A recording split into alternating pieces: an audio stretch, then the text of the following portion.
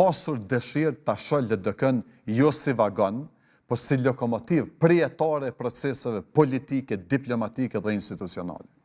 Dhe ajo ideja që dha kryetari Abdigjiku për një qeveri uniteti ka qenë me gjithatë një strategji dalëse, ka qenë një alternativë, por ka qenë politikisht tepër vështirë në këtë polarizim, në atë fjallor që në radhë të parë tepër i papranueshëm dhe skandaloz që vente nga kryeministri i vendit dhe kryetari i partisë që ka fituar mas shumë të vota në këtë shtet, zotni Kurti, ka qenë gati iluzore të bëhet një qeveri e unitetit.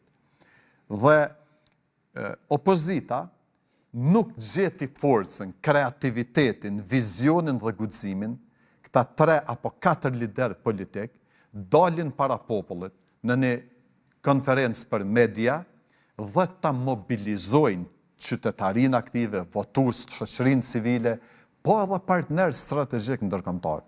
Do të mund të bëhej një qeveri tranzitore nga partitë politike opozitore. Mos të harrojmë se ka qenë një propozim kur shefja aktuale e misionit në ambasadën amerikane Zonja Pratipati i ka thirrur liderët opozitarë. Dhe nuk janë dakorduar.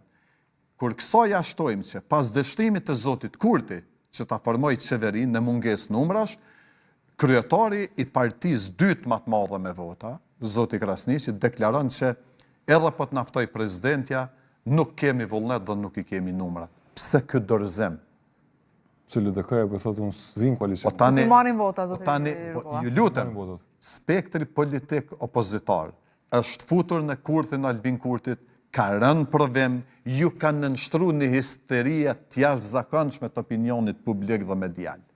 Dhe në këtë kontekst, Lidhja Demokratike e Kosovës ka qenë dashur të jetë më e guximshme, më e strukturuar, më e fuqishme në qëndrime, ta gjejnë një strategji dalëse, qoftë për një qeveri provizore. Po e nënvizoj edhe një herë, do e kisha votu qeverinë e Albin Kurtit, që të mos futet shteti në çorzokak konstitucional dhe në probleme serioze financiare për institucionet dhe mekanizmat vital të shtetit me 7 mars, më falni.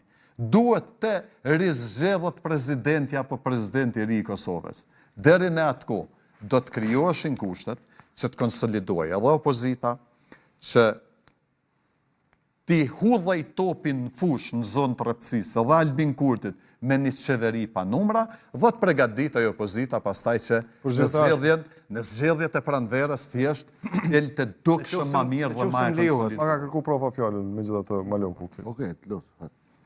Bëjeni me zvete, është konsens komunikim për këtë. Ka disa çështje që zojnë vend dhe kam pesh në kuptimin e shpjegimit që bën subjekteve tjera